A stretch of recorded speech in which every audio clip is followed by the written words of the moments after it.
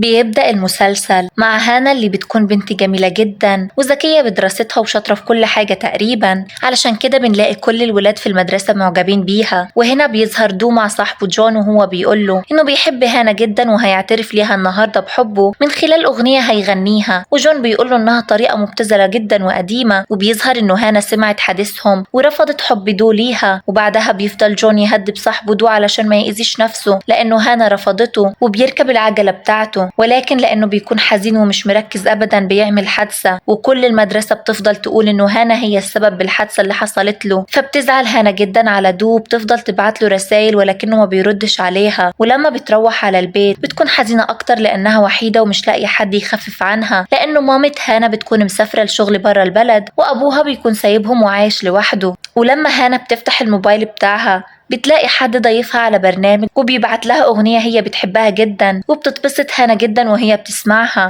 والتاني يوم بينضم للمدرسة طالب جديد ولكنه بيكون ايدول مشهور جدا، وكل البنات بيكونوا معجبين بيه، وخاصة سونيا اللي بيغمى عليها وما بتكونش مصدقة نفسها انه حكى معاها. ولما بيدخل الفصل بتقول المعلمة لهانا انها المسؤولة تعرف تايكو كل حاجة فاتته لانها بتكون المسؤولة عن الفصل. ولما بتكون هانا بتشرح له بيفضل تايكو يبصلها بنظرات كلها اعجاب، وسونيا بتكون شايفة كل حاجة وغيرانة، وبتحاول سونيا انها تتدخل ولكن هانا بتوقفها وما بتسمح لهاش ابدا انها تتدخل. وبيكون تايكو معجب جدا بشخصية هانا، وبيفتح بعدها تايكو بس مباشر مع معجبينه وبيقول عن هانا حبيبته، ولكنها بتحرجه قدام كل الناس. ولما بتشوف كده سونيا بتجمع شلة المتنمرين بتوعها وتقرر وقتها انها تأذي هانا، ولكن ما بتقدرش لانه هانا بتكون ماخدة كل احتياطاتها لحد ما بتثبتها سونيا وبتتبهدل هي وياها، ولكن معلش طبعا يعني طالما عملت اللي بدماغها. وبعدها بنشوف هانا بدأت انها تتعود على الشخص اللي بتكلمه،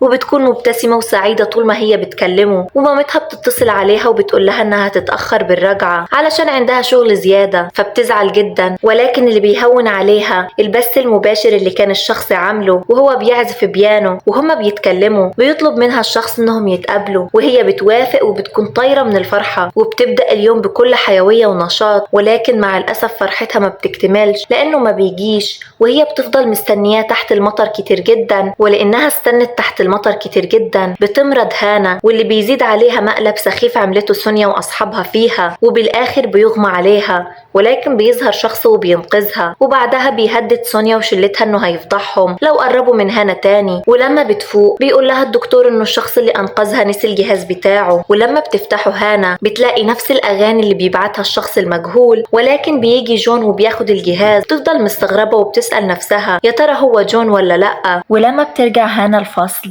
بتلاقي سونيا واصحابها بيضحكوا عليها، ولما بتشوفهم كده بتقرر هي كمان انها تضايقهم، وبتبدأ تقرب من الايدول علشان تغيظها، وهو ما بيكونش مصدق نفسه. وبترجع هانا تعمل بسونيا واصحابها نفس المقلب اللي عملوه فيها. وبعدها بتقرر هانا انها تعرف لو جون هو الشخص اللي بتكلمه ولا لا، فبتطلب منه انهم يتكلموا مع بعض، ولكن جون ما بيجيش وبتلاقيه قاعد لوحده، فبتسأله لو هو الشخص ولا لا، وفعلا ما بينكرش وبيقول لها انه هو الشخص اللي بيكلمها. ووقتها بتكون سونيا سمعاهم وبتحكي لتايكو، ولما تايكو بيواجهها بتقوله انها قربت منه علشان تغيظ سونيا مش اكتر، وهو بيتضايق وبيقول لسونيا انها تتنمر على هانا هي واصحابها كلهم. ولكن هانا بتهدد تايكو انها هتفضحه، وقتها هيخسر كل شهرته ومتابعينه لو سونيا واصحابها تنمروا عليها او على جون. وبيقرر وقتها تايكو انه يوقف كل حاجة، وبيسألها هي فضلت جون عليه ليه، وبيكون واضح انه حبها من طرف واحد. وبيظهر جون بالوقت ده وبيمسك ايدها وبيقول انها حبيبته. وبعدها هانا بتشكر جون علشان وقف معاها، وبيقول لها انهم لازم يمثلوا انهم بيحبوا بعض علشان يبطلوا يضايقوها. هو بيتلكك يعني لانه هي بتعرف تدافع عن نفسها، بس يعني ما علينا. وبيعتذر منها علشان سابها يوم المطر لوحدها لانه اتصدم اول ما شافها وكان فاكر انه بيكلم بنت تانية، وهي بتسامحه. تبدأ علاقتهم تقوى اكتر واكتر، وده اللي بيكون تايكو شايفه ومتضايق منه. وبيتحدى جون بكرة السلة، وانه لو تايكو فاز جون هيبعد عن هانا. ولكن جون طبعا البطل الكاريزما بيكون محترف جدا وبيفوز، وبيفضل يقرب اكتر من هانا، وهي بتكون مبسوطة جدا. وبمرة وهم طالعين مع بعض نسي جون جهاز الاغاني التاني بتاعه. ولما رجعت هانا علشان تديهوله سمعته وهو بيتكلم مع صاحبه دو